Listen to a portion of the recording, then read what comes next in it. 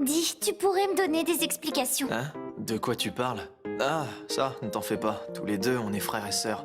Y a rien de bizarre. Frangin, tu m'as réveillée, je suis encore fatiguée. Je te parle pas de ça, je m'en moque complètement. J'aimerais plutôt savoir pourquoi tu ne m'as pas expliqué comment elle trichait tout à l'heure. J'aurais pu gagner la partie si tu l'avais fait. Le serment numéro 8.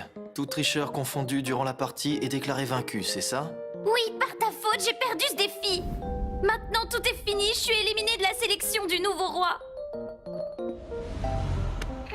Autrement dit, Tu es en train de passer tes nerfs sur nous parce que tu as perdu? elle a mordu à l'hameçon. Oui, tu peux t'énerver contre nous autant que tu veux, mais ce n'est pas de notre faute si tu n'as pas réussi à avoir une tricherie aussi simple. C'est assez pathétique. Je te permets pas. Non seulement une môme peut lire en toi comme dans un livre ouvert, mais en plus, ça te met dans tous tes états. C'est d'un ridicule.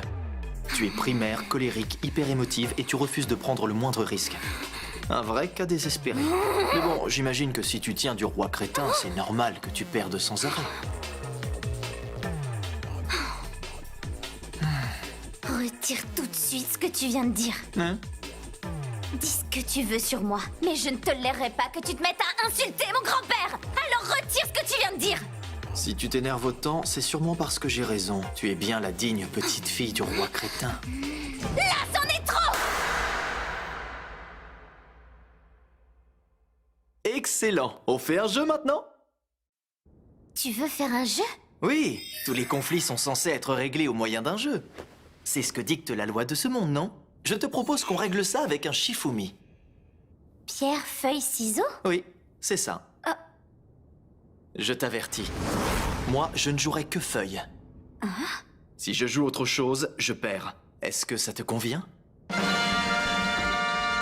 Si je te bats avec pierre ou ciseaux, tu perds également. Et dans ce cas, il y a match nul. Qu'est-ce qui se passe si on joue la même chose? Si on joue tous les deux feuilles, il y a match nul. Dans tous les autres cas, tu gagnes. C'est simple, non? Oui, j'ai compris. Je vois où il veut en venir.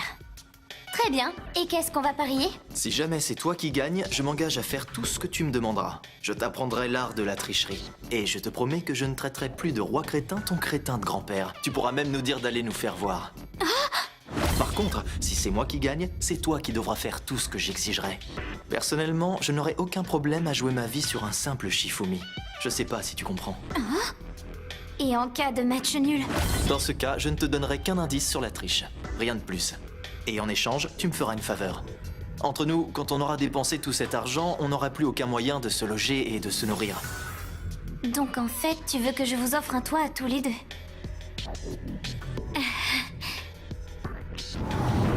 Ok, j'accepte ton défi. Parfait. Alors, sur les serments... Acheté! Jouons! Il croit pouvoir me piéger aussi facilement. À première vue, ces règles semblent clairement m'avantager. Mais en réalité, on a une chance sur 3 de faire match nul. En gros, il vise le match nul pour obtenir un toit. Mais s'il croit que je vais le laisser manipuler comme ça, il se trompe. Avec ces règles, si je choisis Pierre, j'ai 2 chances sur 3 de remporter la victoire. Avec ciseaux, j'ai aussi 2 chances sur 3. Par contre, avec feuille, j'ai seulement 1 chance sur 3. J'ai donc le choix entre Pierre et ciseaux. Il m'a annoncé qu'il ne jouerait que feuille. Ce n'est pas difficile d'en conclure qu'il cherche à me dissuader de choisir Pierre. Bref, il essaye de me pousser à jouer ciseaux. J'ai tout deviné. Il croit que je vais me faire avoir par son petit manège. Je vais faire l'opposé et jouer Pierre. Non! Ne te précipite pas, Stéphanie Dora. Si je choisis Pierre, j'ai 2 chances sur 3 de gagner, mais aussi 1 chance sur 3 de tout perdre. Non seulement ça, mais en plus, il est censé jouer que feuille, comme il me l'a annoncé. S'il tient sa parole, il a 1 chance sur 3 de perdre. Mais il a également 1 chance sur 3 de remporter la victoire. En jouant pierre ou ciseaux, il a 2 chances sur 3 de perdre et 0 chance de gagner. C'est on ne peut plus clair. Il n'a aucune raison de jouer pierre ou ciseaux. Autrement dit, il va jouer feuille. Allons-y, il est temps. Avec plaisir. Prépare-toi à pleurer comme jamais. Mais... Tu as visiblement fait un effort, mais ça ne suffit pas. Tu as failli jouer pierre, comme je t'induisais à le faire. Mais en voyant l'expression de mon visage, tu t'es calmé. Et tu as compris que je ne pouvais gagner qu'en jouant feuille. Éliminer mes chances de gagner était un bon début. Sauf que dans ce cas, tu aurais dû jouer feuille plutôt que ciseaux. Mais pourquoi? Avec ciseaux, j'avais plus de chances de gagner qu'avec feuille. Justement, je pouvais facilement prévoir que tu jouerais ciseaux. Si tu avais été au bout de ton raisonnement, tu aurais pu deviner la bonne solution. Tu aurais alors choisi feuille et tu aurais remporté la victoire. Ça prouve ce que je disais. Tu as encore des progrès à faire. Depuis le départ, je savais qu'il était nécessaire que je gagne cette partie. C'était même inévitable. Je ne suis pas idiote, je sais très bien que tu visais le match nul pour obtenir un logement. Pas du tout. Tu veux bien nous rappeler ce que j'ai dit, Serette? T'as dit qu'elle devrait te faire une petite faveur. Et quelle faveur exactement? Tu l'as pas précisé. Non mais tu rigoles, j'espère. C'est pas vrai, j'ai tout vérifié. C'est pour ça que je t'ai demandé si tu voulais un toit. Ouais. Mais est-ce que j'ai répondu à ta question?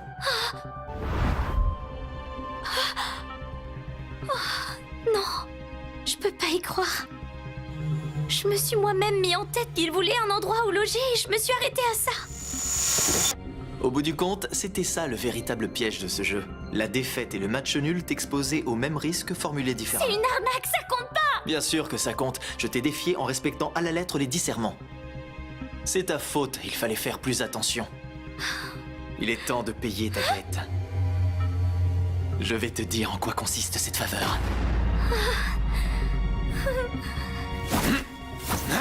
Tu dois tomber amoureuse. Mais de moi!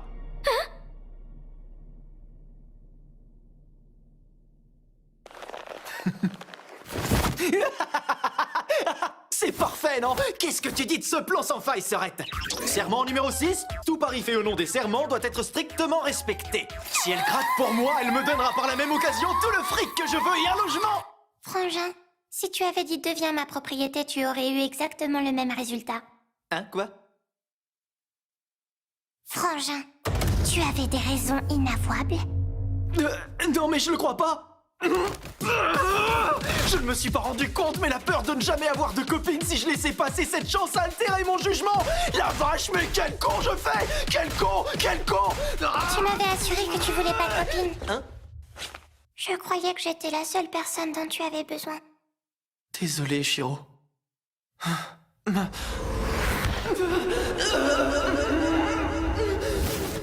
Pardonne-moi, c'était juste un air que je me donnais! Il y a des choses qu'on ne peut pas faire avec sa sœur. Toi, pour l'instant, tu n'as que 11 ans. Mais moi, à mon âge, j'ai des désirs sexuels. Tu l'as dit 4 fois. Une fois qu'on a prêté serment, on ne peut pas revenir sur la mise qu'on a faite. Tomber amoureuse est une chose, mais en arriver à être jalouse de sa petite sœur en est une autre, et je ne peux pas l'accepter. C'est trop dégradant. Je ne peux pas. Je n'accepterai jamais ça.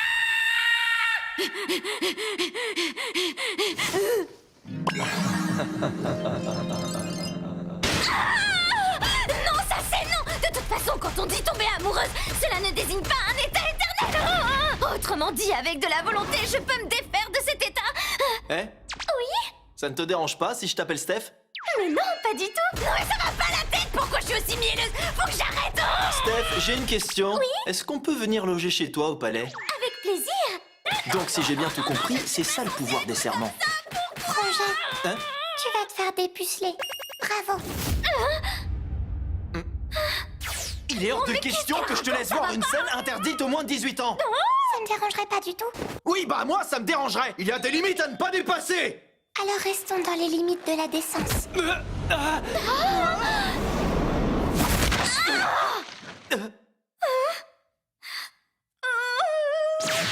Ça, c'est ce qu'on appelle un pelotage de sein incontrôlable. Incontrôlable.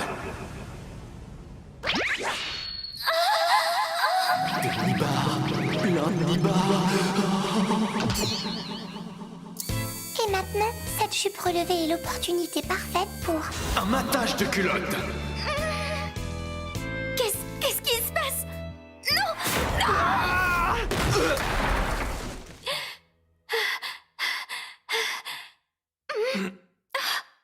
Sora, rien de cassé? Désolé, pardonne-moi. Désolé, je suis désolé, je te prie de me pardonner.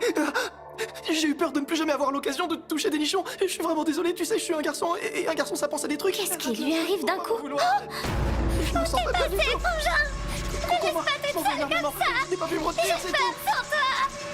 Donc si je comprends bien, vous ne supportez pas d'être séparés une seconde et vous craquez complètement quand ça vous arrive. Chiro! C'est quoi leur problème? Ils sont pas normaux.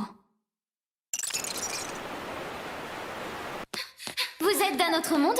Oui, Je vois, c'est pour ça que vous n'aviez aucun endroit où vous loger. Tu nous crois vraiment? Tu penses qu'on vient d'un autre monde? Je savais déjà avant qu'il existait de la magie d'invocation, donc c'est logique que ce soit possible.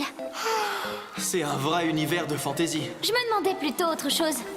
À quoi ça rime tout ce petit manège? Ah, Chiro n'aime pas se doucher. Enfin, pour être plus précis, elle ne se douche pas souvent parce qu'elle est gênée d'être nue devant moi. Ça aide quand c'est dans un bain avec son amie, Madame Vapeur. Je te déteste, Frangin, t'es lourd. Ce serait pas plus simple si tu sortais de la salle de bain 5 minutes? Comme tu l'as vu, Chiro et moi, on peut pas trop s'éloigner l'un de l'autre. La présence de Madame Vapeur est indispensable.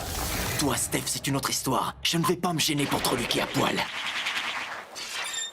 Excuse-moi, Steph, il m'a glissé des mains. Tu peux me le ramasser, s'il te plaît? Qu'est-ce que c'est? C'est un accessoire top secret qui vient de l'autre monde. Ça vient de votre monde? Si Steph ramasse le smartphone, elle sera photographiée nue. Et comme Chiro est loin, elle sera cachée par la vapeur. Alors c'est bon, tu as pu le ramasser? Oui? Je pense que tu vas être content, l'image est parfaite.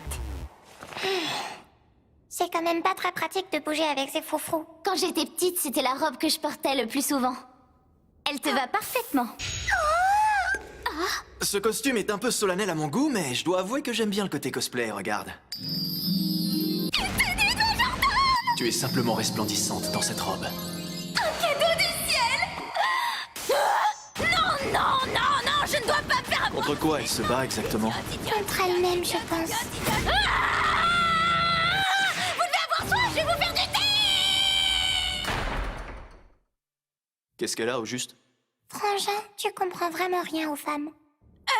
Mademoiselle, on va s'occuper du thé. Pas besoin de vous embêter avec ça. Oh, ça me fait plaisir de m'en charger. Vous pouvez me dire d'où vient cette tenue étrange? Qu'est-ce qui lui arrive? Faut faire quelque chose. C'est absolument délicieux. Tu as un côté parfaite petite femme d'intérieur. Oui, tu devrais la prendre pour épouse. Pour épouse? Oh, tu me fais rougir. J'ai tellement honte de moi, mademoiselle.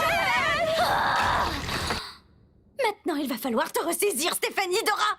Arrête de te faire manipuler par des gens venus d'un autre monde. Ça y est, j'ai fini de tout préparer. Sora?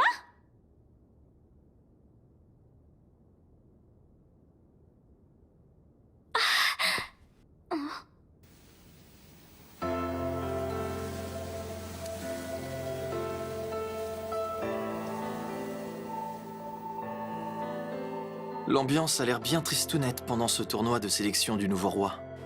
Je trouve que ça manque de vie. Tu es en train de lire un livre qui n'est pas en japonais? J'essaye. C'est de l'Imanicien. Elkia était autrefois la plus grande et la plus prospère des nations appartenant à l'Humanity. Humanity, ça correspond à quoi? Ce nom désigne la race humaine. La race humaine, tu dis? Avant, ça regroupait de nombreux pays. Ils étaient répartis à travers tout le continent. Mais ils étaient déjà tous très appauvris quand mon grand-père a accédé au trône. Seule Elkia a survécu. La seule solution pour récupérer notre territoire était de jouer au jeu des conquêtes.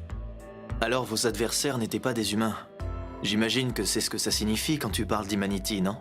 Oui, évidemment. Dans ce cas, c'est quoi les autres espèces en dehors des humains? Eh bien, au total, il y a 16 races civilisées et intelligentes qui se partagent le monde. C'est à toutes celles-ci que le dieu a imposé la loi des 10 serments. L'ensemble de ces peuples est collectivement appelé les Exides. Les premiers sont nommés Oldeus. Ce sont eux que le dieu unique a battus. En deuxième, les Phantasmas. En troisième, les Elementals. Les elfes qui sont en 7e position sont des experts en magie. Au fil du temps, ils ont fait d'Elvengard la plus grande nation du monde. En bas du classement, il y a les Warbeasts en 14e et les Sirènes en 15e. Pas si vite. Ça correspond à quoi exactement ce classement? C'est le rang hiérarchique des races. A priori, il a été défini selon les aptitudes à la magie de chacune. Et y a pas Humanity? Nous sommes en 16e position. Tout en bas, hein? Qu'est-ce que tu veux? C'est comme ça. On a 0 aptitude pour la magie. 0, tu dis? Personne ne sait utiliser la magie du tout? C'est ça. Les Humaniciens n'ont pas de conduit spirituel. C'est ce circuit qui permet aux autres races de se connecter à la source de la magie de ce monde. On est incapable de l'utiliser. En plus, on n'a aucun moyen de savoir quand quelqu'un fait de la magie. C'est pour ça qu'elle perd toujours. Il ne faut pas que tu sois aussi défaitiste. Tu ne peux que perdre avec cet état d'esprit. Une petite question. Il y a une bibliothèque ici? Si ce sont des livres que tu veux, il y en a dans le bureau. Mais par contre, ces livres... Ils sont écrits en imanicien. Va sûrement falloir que j'apprenne la langue. C'est sûr que ça peut aider. Frangin, Ah, c'est bon, j'ai appris. bravo, Sœurette. Sois plus enthousiaste. Ça, c'est bien, ma Sœurette. Non, mais L'enfant attendez, prodige qui peut c'est résoudre vraiment pas une n'importe quel plaisanterie. problème. Tu as intégralement appris cette langue en si peu de temps? Oui, évidemment. Mais c'est impossible de maîtriser une langue aussi rapidement! C'était extrêmement facile. L'oral et l'écrit sont identiques. T'es lent, toi, Frangin. Pour un homme, il vaut Sérieux, mieux être trop pour lent elle, que c'est trop rapide. facile. Tu veux dire que t'as pas été bien pourvu, c'est ça? Mais non, Ces voyons. deux-là, le bluff du Shifumi, un cerveau prodigieux et une complémentarité fondée sur une confiance totale. Toi, tu es spécial. Tu Est-ce sais que lire les c'est le textes destin qui nous les anciens envoie? sous langues différentes. Est-ce qu'il pourrait réussir à sauver Elkia?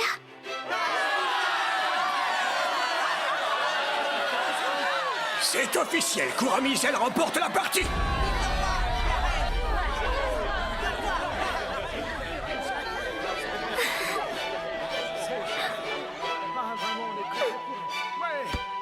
Steph, pourquoi tu voulais devenir roi? Après toute une nuit de lecture, j'ai appris énormément de choses sur l'histoire de ce pays et sur la vie de ton grand-père. C'est très intéressant. Ah bon? Tu avais peur de perdre ton rang dans la famille royale? Non, pas du tout. Est-ce que tu voulais essayer de sauver Elkia?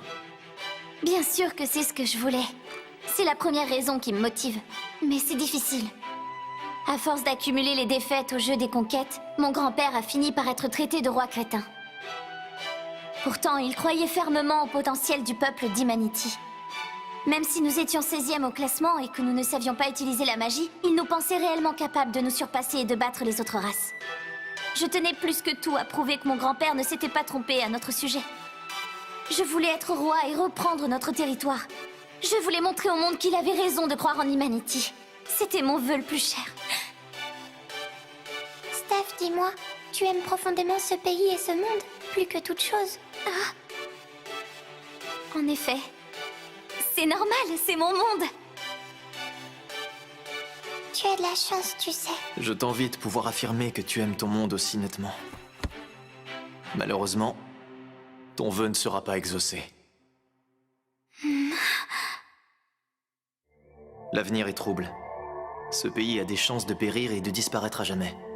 Et ça risque d'être déterminé dès que le prochain roi montera sur le trône.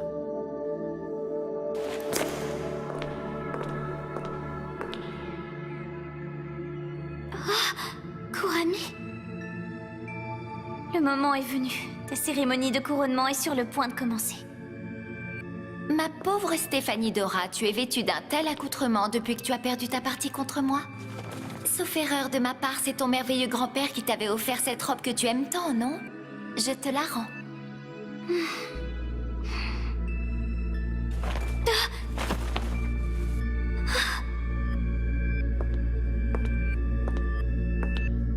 Fais-toi à l'idée, tu as perdu, c'est terminé. Ne répète pas l'erreur du roi crétin qui t'a offert cette robe. Tu ne ferais que perdre ton temps.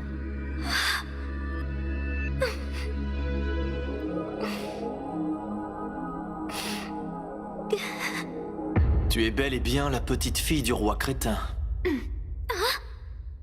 La partie a déjà commencé. Tous les coups sont permis.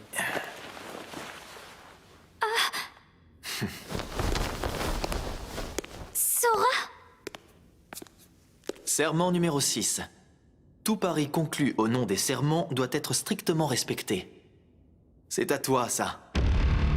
Enfin, tout du moins, ça l'est encore pour l'instant. On dirait que la famille du roi crétin sait s'entourer. Ses serviteurs sont aussi crétins que sa famille.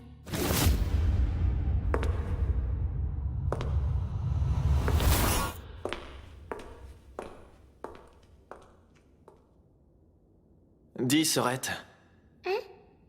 Tu me suivras n'importe où et quoi que je fasse, n'est-ce pas? Oui. Où que ce soit et pour toujours, comme on se l'est promis.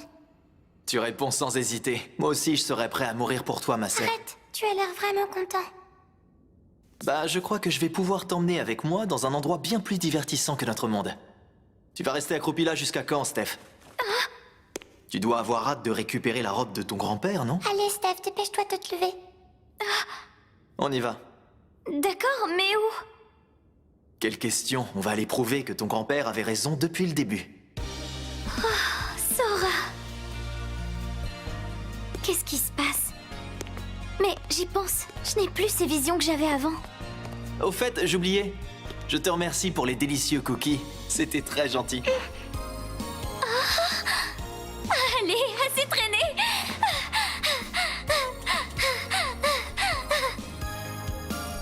Mon objectif est fixé. Dans un premier temps, je vais faire en sorte de devenir le prochain roi.